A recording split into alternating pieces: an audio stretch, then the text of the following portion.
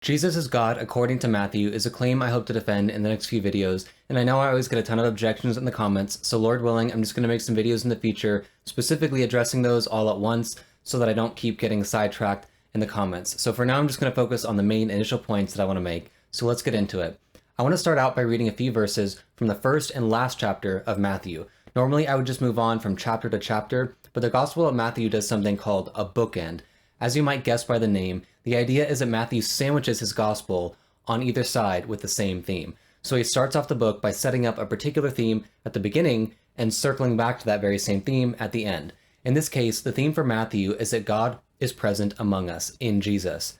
Let's start out by reading Matthew chapter 1, verses 18 through 23. Now the birth of Jesus Christ took place in this way. When his mother Mary had been betrothed to Joseph, before they came together, she was found to be with child from the Holy Spirit. And her husband, Joseph, being a just man and unwilling to put her to shame, resolved to divorce her quietly. But as he considered these things, behold, an angel of the Lord appeared to him in a dream, saying, Joseph, son of David, do not fear to take Mary as your wife, for that which is conceived in her is from the Holy Spirit. She will bear a son, and you shall call his name Jesus, for he will save his people from their sins. All this took place to fulfill what the Lord had spoken by the prophet. Behold, the virgin shall conceive and bear a son, and they shall call his name Emmanuel, which means God with us.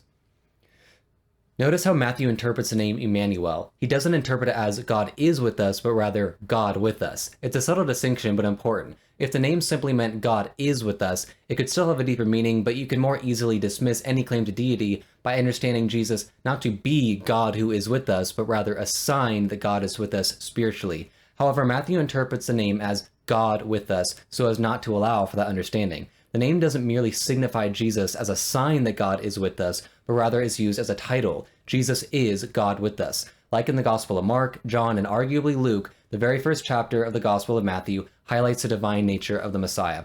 But as I said, Matthew bookends his book by circling back to the same theme in the very last verse of his Gospel. In chapter 28, verses 19 and 20, Jesus leaves the apostles with these words.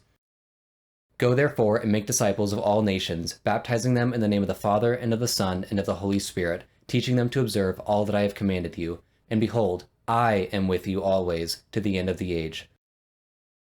After the genealogy, the first thing Matthew does in the narrative is set us up to understand Jesus as Emmanuel, God with us. And in the very last verse, he circles back to the theme, but this time it's Jesus himself speaking, and he says to the apostles, I am with you always. So at the beginning, we're told Jesus is God with us, and at the end, Jesus tells us the same thing, but from the first person perspective by saying, I am with you. The clear implication of Matthew starting with the theme of God being with us and Jesus being named God with us, and then ending with Jesus saying that he is with us, is that Jesus is the very God that Matthew said was with us at the beginning of the book. Jesus truly is Emmanuel, God with us.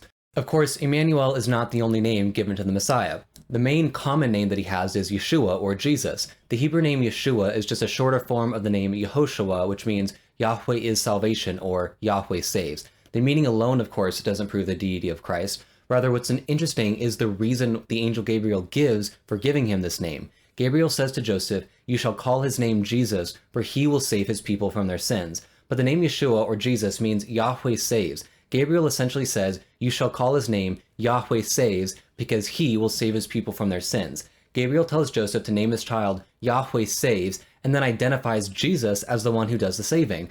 In other words, Gabriel connects Jesus to the very Yahweh who saves his people from their sins. The reason why the child was to be called Yahweh saves is because he, Yahweh, would save his people. So again, the Gospel of Matthew shows us that Jesus is Yahweh. I'll leave it at that for now. I know it was a bit of a shorter video today, but I hope you still found it helpful. If you did, you can return the favor and help me out by giving this video a thumbs up. And as always, please faithfully learn and understand the arguments and then share it with others.